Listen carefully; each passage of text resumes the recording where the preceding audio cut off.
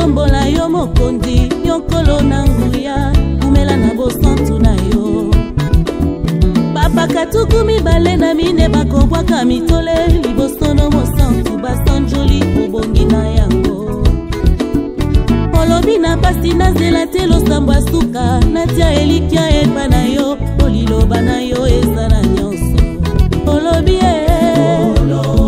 na banga te olobi na ngana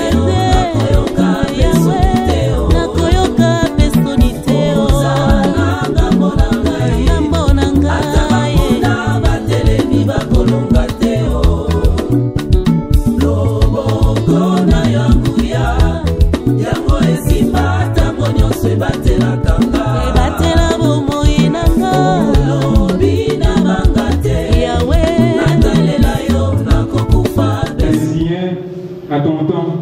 En ce jour, tu as prévu de pouvoir prendre mon mari et afin que se repose auprès de toi. Nous te bénissons et nous te disons merci.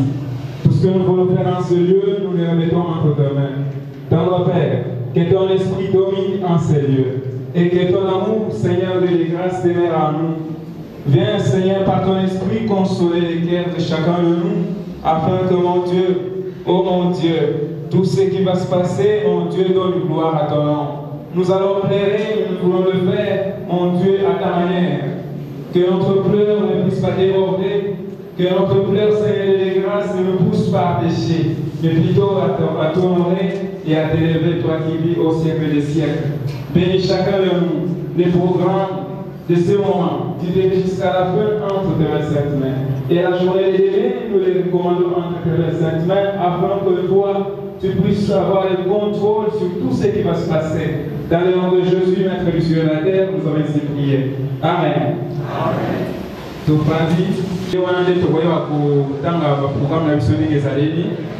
Mais en premier lieu, nous voulons commencer avec le groupe orchestre des Amis de David. Bamonde wazo bana biso nde sima na bango to koyoka maloba na Nzambe régulier du pasteur Freddy nde akoya ko laisser biso maloba na Nzambe et puis la suite du programme nous sera communiqué ultérieurement. Mais pour le moment, nous voulons commencer avec l'orchestre des Amis de David, les Nazotike et les Sika. Après viendra la prière.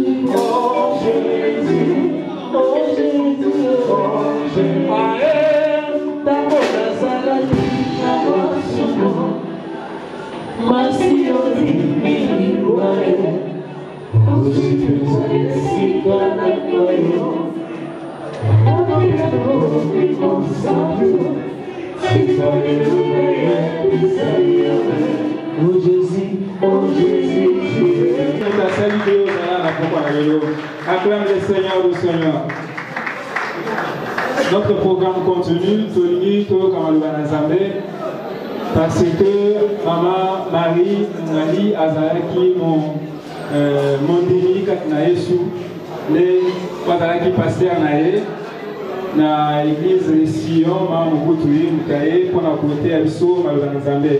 Vous allez constater que Maman Marie Azawate, et le Banazambe, ils allaient prêcher à Wakatnawe Sika, et ils allaient plus prêcher pour la Bisso Watotikali. C'est pour cela que je vous prie de pouvoir écouter la parole de Dieu et la mettre en pratique. Dans cela, j'appelle déjà le pasteur Freddy qui s'avance pour nous nourrir de la part du Seigneur. Amen. Amen. Est-ce que tu nous as dit? Nous avons pour la mission. On va prier, éternel Dieu d'Israël, Dieu d'Abraham, d'Isaac et de Jacob, et Père de notre Seigneur Jésus-Christ. Nous te rendons grâce pour la vie que tu nous donnes. Père éternel, j'ai prié pour ce moment. J'ai demandé une chose. Éternel, que tu puisses déverser ta sagesse sur moi, afin que nous en mettons et produire quelque chose dans les Sikao. Ça me parler simplement et par des simples gestes, des explications, des illustrations. Père éternel, est-ce que ta parole est beau tambourement? Na katia moya moko na moko na oisika. Dans le nom puissant de Jésus, nous avons ainsi prié et nous disons Amen. Nous avons la mission. Alors aujourd'hui, mission sont des aboyés. Je pense que vu pourquoi est-ce que nous sommes réunis dans Osika.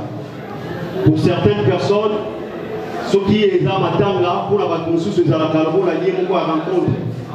Bon, si vous avez même pour Matanga, pour aller au Salaba, ma coque na bango. Bah mon sous peut pas aller à Matanga, l'intention pour les la montoie d'acquis pour la bango cher.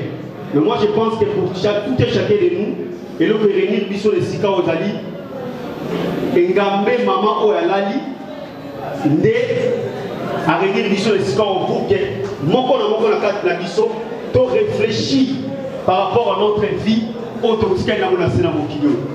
Bien aimé, Bible so tsabi sobo. Mieux vaut ko kende bisika ya matanga. Pokuna ezali place e pesa ka mutu makanisi. Que ko kende place o fait ezali. Loba nanga amen.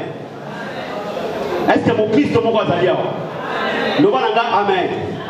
Je pense que moko na kat na biso lorsque tu es nesika malgré que notre corps, notre maman, donc le corps de notre maman, est sur place, mais tu as vu pourquoi est-ce que tu s'es présenté les sika tu as vu que tu es les sika pour la matin.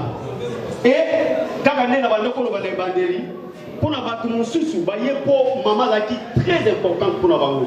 Mais maman sous voyez pour la maman, mais pour la nyonso, s'il faut dans le quelque chose, exactement. Moko na moko o azana sika o ayeba te nzambe na lola a convoqué kiyo pour que oya na sika oyo kamaloba na ye loba nanga amen. Alors on va parler de quelque chose de très important. Totangi mokonda na Matthieu chapitre 24. Matthieu 24.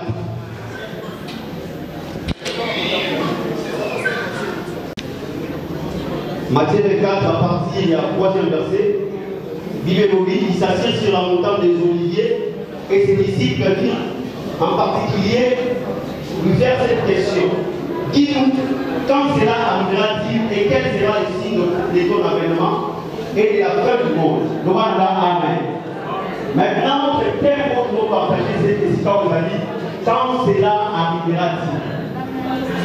Est-ce que vous pouvez rappeler qu'il y a des moments où vous savez, quand cela arrivera-t-il?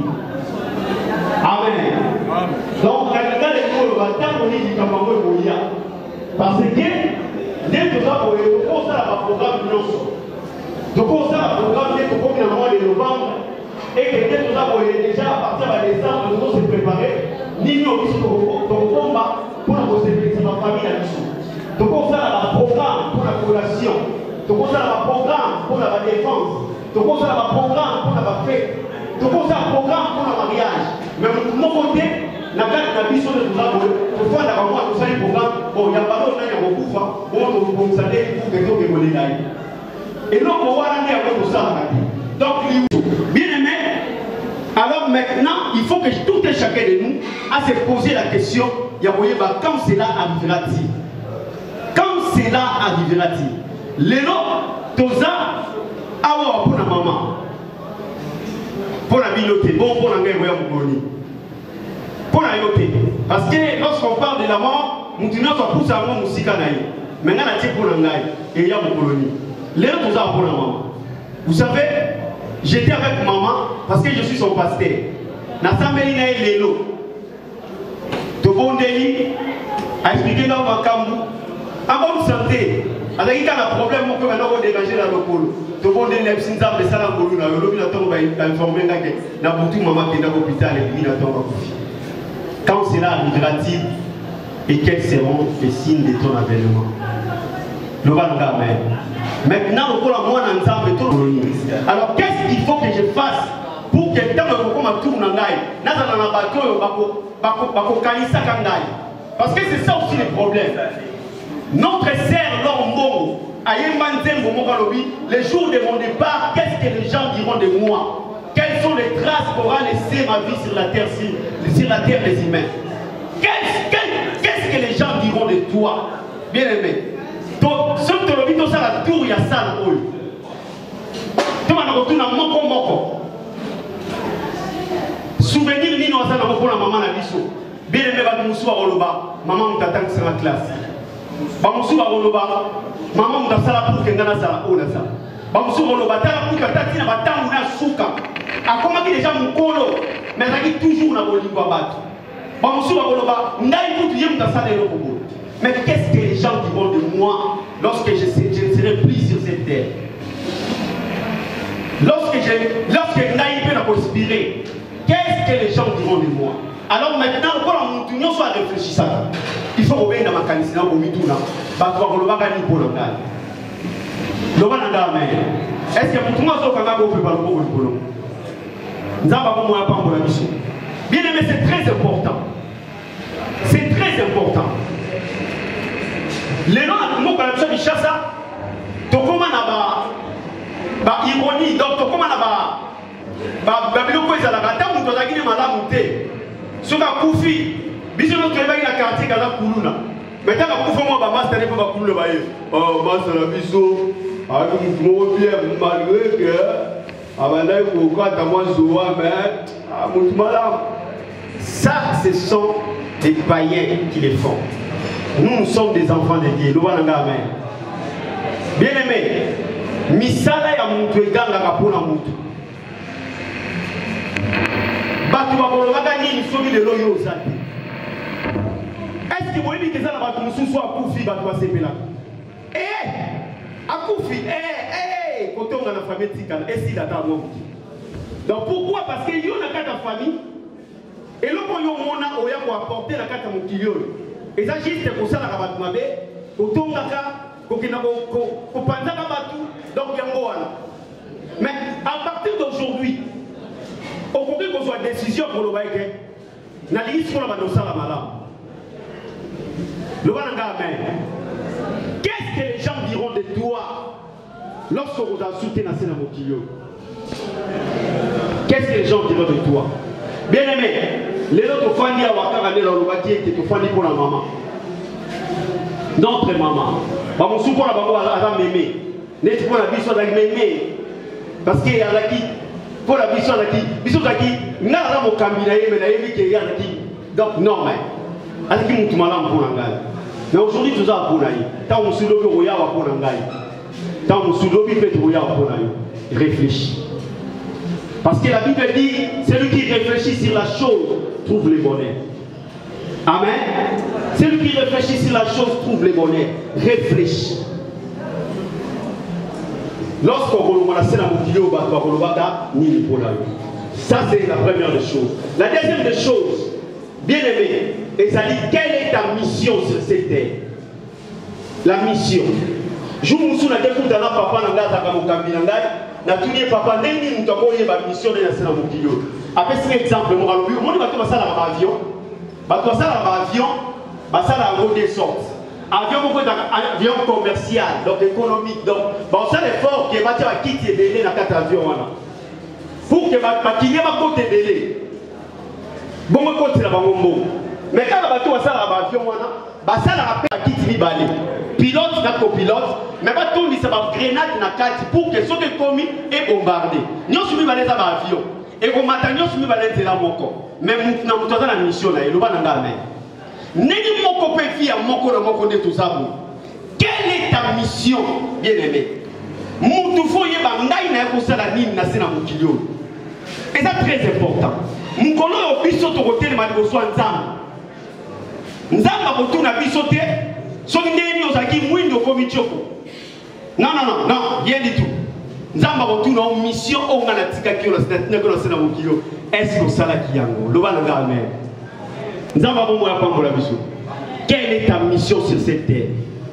Il y a d'autres personnes qui sont la aussi. Nous avons uniquement pour qu'on aide. Mais au changer mission. Et puis, comment on s'en va au moment où l'avion est allé au Mati, ils ont quand que ils peuvent tirer. Nous avons un avion en commerce. Il faut continuer à te mener dans 4 ans. Nous avons un peu de la vision. Nous avons un peu de la vision. Quelle est ta mission sur cette terre? Il y a d'autres personnes qui sont ici. Nous avons pour que nous délivrer ta famille.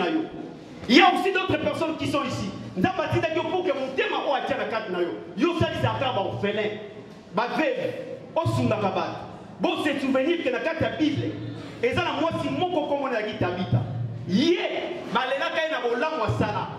Aujourd'hui, ce que tu veux faire circuler le micro dans la salle. Okoyoka ke bato musu ba ko déclarer ba ko lobaka ke nzam na nzela moi si obiso to koma o tuzali. Quelle est ta mission sur cette terre? Alors, comme tout homme a réfléchi à la question maintenant, il faut trouver la bonne carte. Est-ce que tant que nous avons la routine, pour qu'on ait la routine, nous avons répondre à ma cambo, nous avons eu sangal. Oh, nous avons tinda kingal. Le voilà, nous avons pas pour la mission. J'avais encore 17 ans lorsque Nzamba Benga dans la carte de Moussala. J'étais très jeune. Très jeune. Donc un enfant, lorsque Nzamba Benga dans la Moussala. Alors on a connu la quartier, mon cousin qui va quartier, mon cousin un peu reculé. Excusez-moi pour la bateau, tout ça, mais le quartier, vous voyez, le quartier va Mokali, va côté va Pascal, pour les gens, le quartier, quartier Mobimba, vous vivez dans le système. Donc, vous faites dans la carte de quartier, ah oui, vous avez Yamba, ah le Toko, ah Yamba, ah le Toko, sur les guides des parcelles, ah le Yamba, ah le Toko. Maintenant, on va venir au place à vous. Si vous faites dans ça l'effort, ma camarade, on est aquí dans Bango, on va nous lancer à Bango, c'est dans le temps. Mukoloana Nzamba est ta mission sur cette terre. Ils ont apporter la bonne nouvelle pour la bateau de Swaboyo. Ce Mutayoki et Kabongwani. Yobi ici, mon moyen. Et j'ai commencé à prêcher. J'étais encore trop jeune, 17 ans. Aujourd'hui, par la grâce de Dieu, après 2 ans, on a 40 ans. Donc, j'étais encore très jeune. Et j'ai commencé à prêcher la parole avec toute l'énergie. Et je vous dis, que nous allons continuer à jusqu'à ce que nous allons à l'Obat. Et nous sommes vraiment fiers de voter le soir pour tout ça. Réfléchis. Quelle est ta mission? Quelle est ta mission? Bien aimé, nous sommes possédés. Nous sommes possédés dans mon kilo. Attends, mon côté, la carte de soya qui n'a pas. Nous sommes téléphone dans la mobile, nous sommes possédés. Mais pourquoi Pourquoi chosifier les autres? Pourquoi Pourquoi égoïste? Bien aimé, tu vas vivre pour les autres. Parce que le bien-être universel, c'est vivre pour les autres. Hier sur le vide, et ça dans le mon côté, où il dit qu'on peut savoir mon nom pour la vacances. Réfléchis. Quelle est ta mission? Le roi n'a pas nous n'avons pas pour la mission. Nous n'avons pas pour la mission. Alors, Ecclésiaste chapitre 12, verset 1er. Ecclésiaste chapitre 12.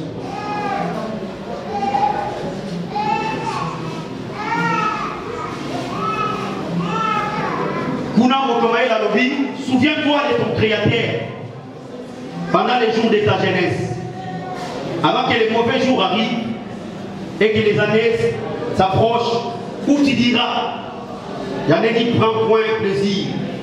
Enfin, voilà, d'abord moi pas mon avis. Dis les autres que souviens-toi de ton Créateur avant que les jours mauvais arrivent. Bien aimé, il y a des jours où on les jours mauvais et existent dans mon kilo total. Il y a un jour mauvais existe. Nego monaka, aujourd'hui madame, aujourd'hui madame, makamonio sont aussi les autres édibosso. Il y aura aussi un jour où on va venir les jours mauvais. Mukolo wana sur les commis, bien aimé. Oh, nous sommes dans le sécurité dans Mukolo wana. Maintenant, nous avons avertir. Alors, souviens-toi de ton Créateur avant que le jour mauvais arrive. Les problèmes avec nous, c'est concentrer sur d'autres choses. Ça pourtant pour penser qu'un jour, nous allons remettre la mission de jugement. Nous commençons ton thème à 200 ans. Torovani Bosona. Torovani Bosona. Namboka la mission du chasseur. Et ça va construire à Kansara. Parce que tellement embourbé par de mauvaises pensées, bah quand ça le voit, surtout il y a un kilo de haïta pour le robot. Donc hier, surtout hier, na mukilo da matin, na mukilo da matin na robot.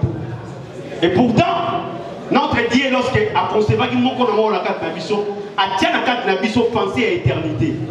Aux à la chrétien, aux à la païen, aux à la musulman, aux à la bouddhiste, aux à la onyo suyoko rosa. Na carte ya mutema na yo.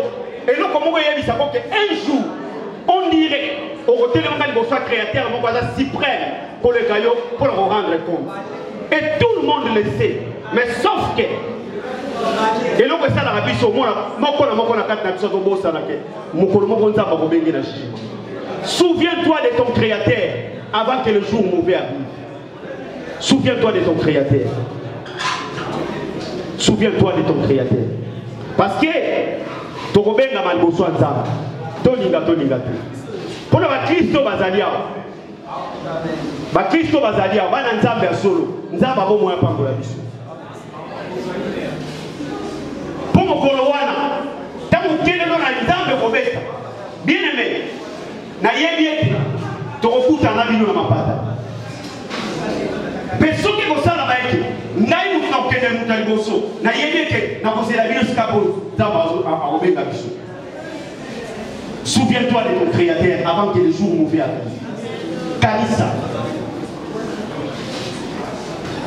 Lelo tokomi ya Kinshasa na bamboka oyo bamakambo nyonso ezalaki sacré oyo nyonso ezalaki sacré tokomi obalaniza yango omona na ntongo bato balati bilamba mokristo azali mwinda bango nyonso na mokristo aza mwinda oretrouve bango na kati ya bar na bilamba na bango mokristo aza mwinda. Biso, à l'époque, ce moment où il y a mon Christ, on a mouina. Mais que mon Christ, on a présenté vraiment mouina. Et au moment où on a vraiment fait l'effort, à ton abissé, il y a mon Christ, on a mouina. À ton guide, mon bissé, n'a kilote, il y a mon Christ, à sa mouina. Il y a mon Christ, on a mouina. N'a qu'à mon Christ, on a mouina. Pourquoi? Parce que ça m'attend. Alors, maintenant, et là, on peut se ignorer. Et ça, que comme moi, hier soir, on peut se tourner à Tawana. Comme le combo, Azo, c'est dans Danali. Je vais dans la mer. Et ça, le problème, c'est que ils sont côté, juste côté. Mais comme le combo, on y a un peu de mon kilo. À nous, comment tu vas mettre ma film? Comme le combo, Azo, c'est dans nous. Réfléchis. Réfléchis. Souviens-toi de ton créateur avant que le jour mauvais arrive. Nyonso to sala na mokili bien aimé et ça l'a enregistré. Nyonso to sala ya malamu to ya mabe et ça enregistré quelque part. Bien aimé, la bateau nyonso ba comprendre la technologie autour na na temps autour ba comprendre qu'il y a encore na makamusu notre monité parce que la technologie ils ont même mis sur place moko boy on peut imaginer que bis ya mukebo et qu'on a déjà là un tera et que soit enregistré makamwe belé na carte na moi quelque chose à vous tomber mon carte mémoire et so bomba tala makamwe belé oh ça dit pendant des années ma photo kanga ma vidéo no so sala et bon ma carte no ko ngwa mukebo tomber mon carte mémoire bien aimé nzambe pour la biso azala ba carte mémoire ya moko na moko ne toujours carte mémoire na yo et enregistraka makambo nyonso salaka en bien ou en mal. Maintenant il faut choisir parce que sur le j'ai mis devant vous des chemins. Nzela mususu ya mabe mususu nzela on est vers malade mais aïe choisir les biens. Choisis les biens. Ato sali mabe ya mwa ndengeni. Ato koma kiti na niveau ndengeni nzamba ya biso aso c'est na yo. Ata besoin na yo. Pour qu'un jour soki et kokoma et que yo pour les garantir loi. Bien aimé mon coloana, aux à la cire pour que fois na c'est un bras. Le col Lazare. Que fois na c'est un bras. Bien aimé richesse nous sommes tout le monde dans la carte mon kilo. Tout ce que nous possédons dans la carte mon kilo. Bien aimé, tout petit dans la carte mon kilo.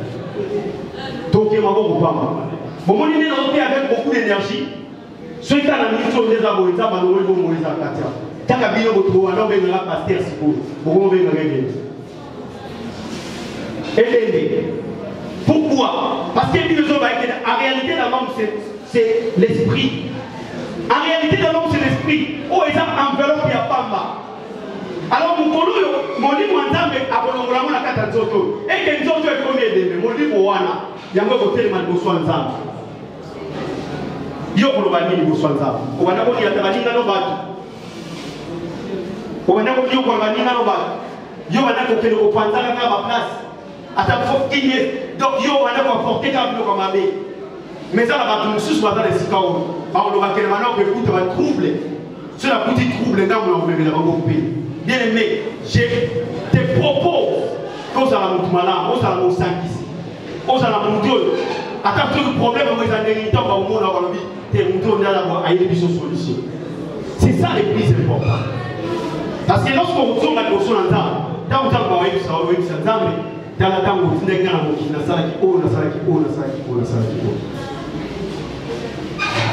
et la dernière des choses, parce qu'il faut la citer, Bible le garde ton cœur plus que toutes choses. Garde ton cœur plus que toutes choses. Garde ton cœur plus que toutes choses. Bien-aimé, garde ton cœur plus que toutes choses. Garde ton cœur plus que toutes choses. Vous pouvez posséder des millions. Vous pouvez posséder des matériels mais garde ton cœur plus que toutes choses. Garde ton cœur plus que toutes choses. Nyonso koza na nango et ko kokwela mukolo moko. Et si mais son côté manayo za malamu na misu nzambe pe na misu na yo moko oza mutwatini. Eza papa moko na utokuta na ye papa na ngamo na nkadraka aisina mwana na ngai tana na koma déjà tina niveau à 50 000 na 50 000 dollars na kata commerce na ngai mais na tindi biloko na Angola. Tant que comme en Angola, nous avons été en Angola, confirmé et suivi. Tu vas nous combien dans les bandes. Après le téléphone de 50 000 dollars et qui confinement. Bakangi Angola, Bakangi Kinshasa. Nous sommes posséder et Kangami Botomo. Garde ton cœur plus que toute chose. Parce que si nous montons maintenant à Malam, nous avons mis sur nous sommes ok. Mais ça va encore restaurer. Bien aimé, Job, dans la Bible, allait posséder des milliers. Il y a richesse. Mais lorsque nous sommes qui nous colons, le point de qui attaché dans le temps, va restaurer qui vit. Garde ton cœur plus que toutes choses. Le roi de garde ton cœur plus que toutes choses. Et maintenant, il faut maintenant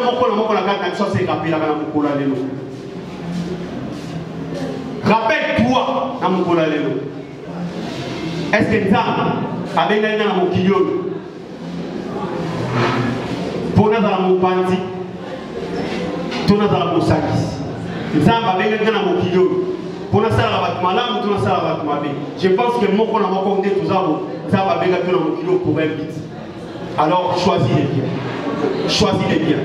Dans Jean chapitre 10, verset 10, Bible dit que les voleurs ne viennent que pour dérober, égorger et détruire. Mais Jésus-Christ a dit, moi je suis venu afin que mes brebis aient la vie et qu'elles soient dans l'abondance.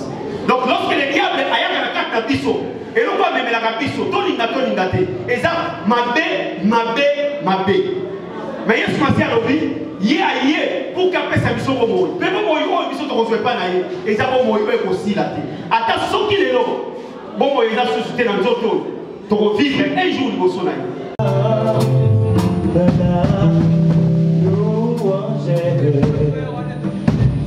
dire à Jésus un grand merci. J'irai là-bas, j'irai là-bas.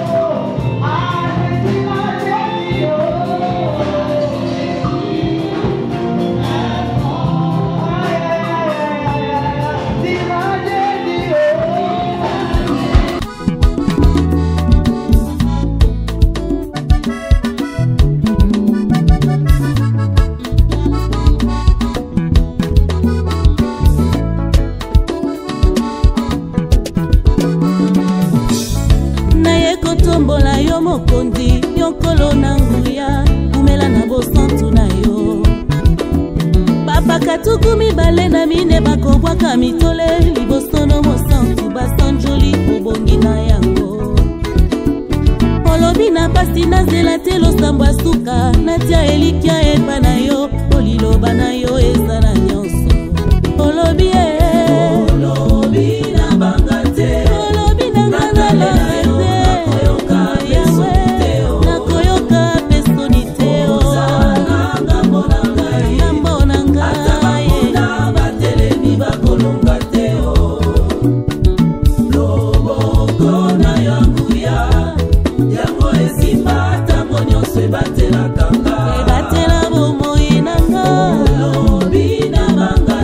Yahweh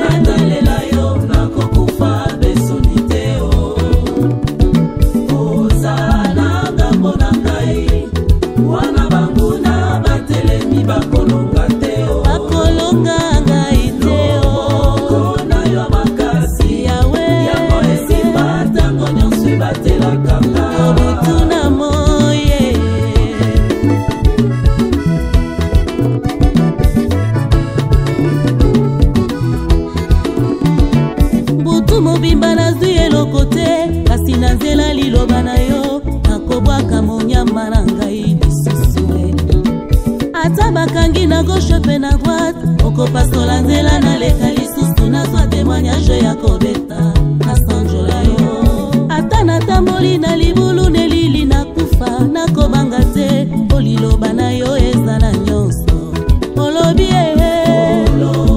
nabanga te natalela yo nakoyoka pesoni te ngayo oza na ngambo na ngai yawe ata bakona batelemi bakolonga te jamais okona yo nguya yango esimba ntango nyonso ebatelaka nga ebatela bomoi na nga olobi nabanga te natalela yo nakokufa pesoni te oza na ngambo na ngai wana banguna batelemi bakolonga te loboko na yo makasi yango esimba ntango nyonso ebatelaka nga yango natatoli elonga olaka komema Israele na mboka elaka okokisa olaka parameta tama bota ebele okokisa ebanda boni okosanga lelo wapi intere otikala kokosa moto te oyo bandanaka oza na yo mpe mwana moto te kobongola maloba na yo yawe astiti l'éternel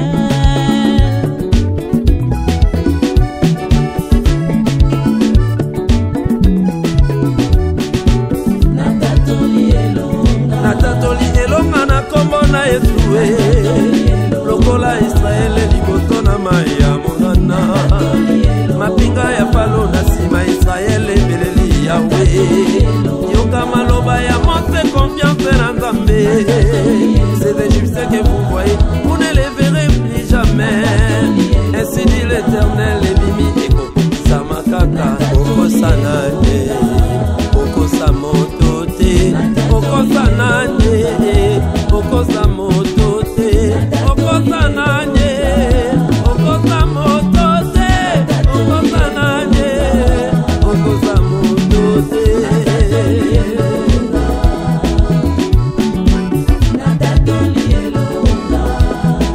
oh bien-aimé tatola elonga la kombo na Yesu oete liloba na eza na nguya nyonso ya kobongola mpe ya kosala oyo mokili ekoki kosala te mpo na yo ntango ya lobi opesa kaka confiance zala sur ete liloba na Nzambe ntango eza kobima ekokisamaka toujours na bomoi ya baoyo batie elikya haleluya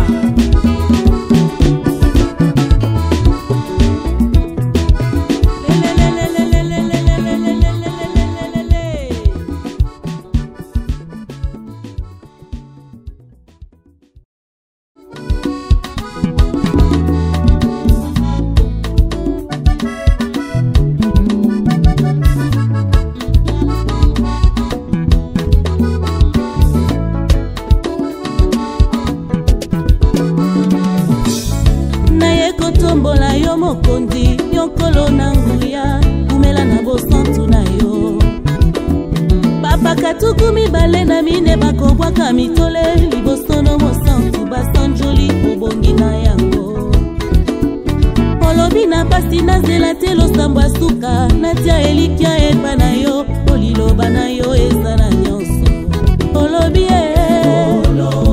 na banga te olobi na ngana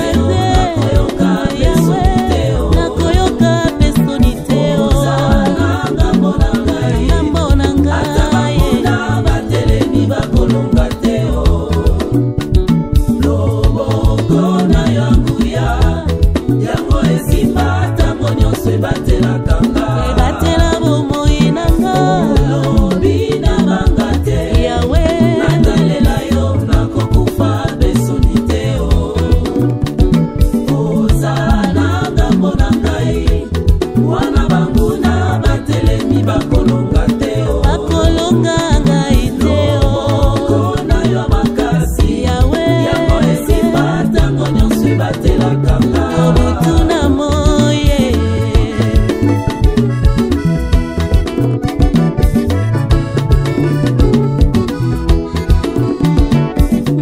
mobimba nazwi eloko te kasi na nzela liloba na yo nakobwaka monyama na ngai lisusu ata bakangi na gauche pe na droite okopasola nzela naleka lisusu nazwa témoignage ya kobeta nasanjola yo ata natamboli na libulu nelili nakufa nakobanga te oliloba na yo ezala nyonso olobi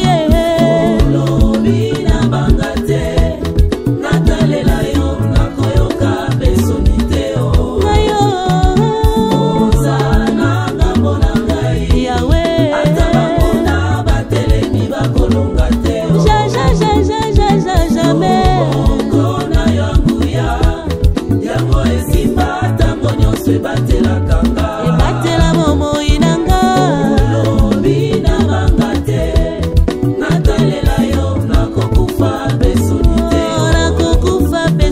te ozala ngambo na ngai wana banguna batelemi bakolonga te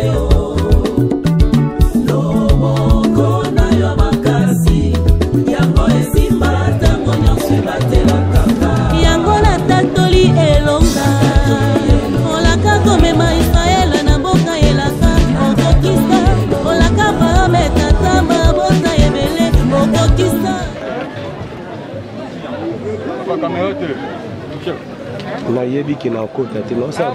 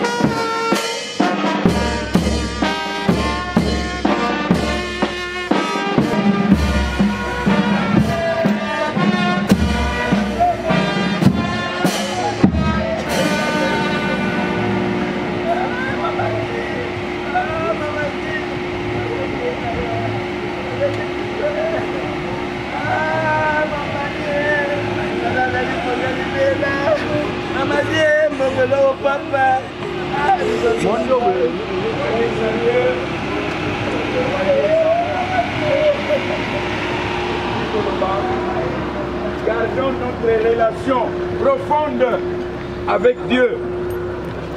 Ezali kambo ya relation. Relation ya ngai na Nzambe. Ah, c'est maintenant que nous sommes vivants. Nous devons développer une bonne relation avec Dieu par Jésus-Christ. Wanande ye akoyeba ko protéger biso. Tango tozana bomoy, tango pe ekufi biso. Parce que c'est lui qui donne la vie éternelle. Amen. Amen. Donc au bon de la Nzambe abate la biso. Nako kende kino nkunda. Kozonga kapena ndako. Ye, c'est lui qui est le bon berger. Ayeba ko protéger biso. To palangana ata mokete. Nzambe apesaka kimia. Lokola eute pa na Nzambe. Oyo nyonso eutaka pa na Nzambe. Liboso epesaka kimia. Kimia ezala na biso banso. Kimia ezala na libota nyonso. Kimia ezala pona lisanga nyonso ya basantu. Tobondeli. Ozali Nzambe mokonzi na bilaka. Opesaki ozwi kombo na yo komisama. Lokumu pona bana bakoko kubika moma oyo tako ya pasi kasi kokabwana na kimia pe na esengo. Yango ezali etinda na yo Nzambe. Ozali kotika libota nyonso kati na maboko na yo. Milulu nyonso kati na maboko na yo. Bakumbi bituka na maboko na yo Nzambe. Nzela ya kokende na malita na maboko na yo Nzambe. Lobieto yo bandaka na kimia, osukisaka ngo pe na kimia. Kombo na yo kubisama. Yango tokangi na liloba na yo toutaka na mabele, tokozonga na mabele. Olamu na yo Nzambe. Na ba souvenir nyonso pesaki na mama pona libota. Tango yango ya kotosa maloba na ye pe komekala bolamu atikeli bana na bakoko. Lokuma sanjoli ezonge pa na yo. Bondisa mitema koleka maloba na bato. Sala oyo eleki motuya pe sengo ete libote etikala moko lokola mama atiki yango na kombo kitoko na Yesu Kristo kolo pe mosungi na biso banso tolobi amen. Amen.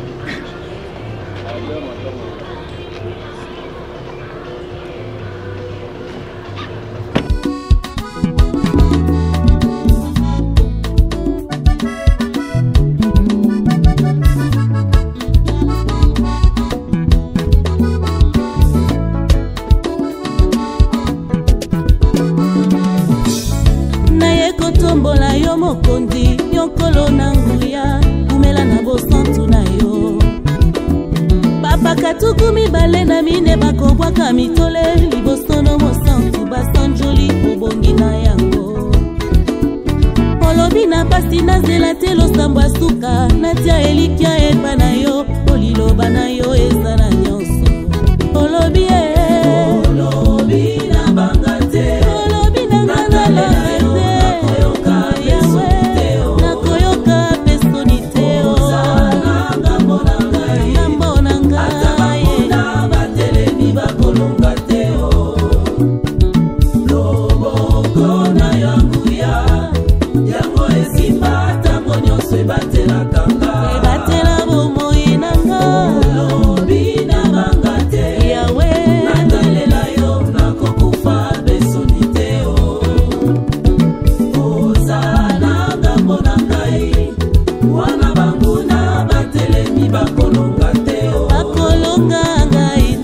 te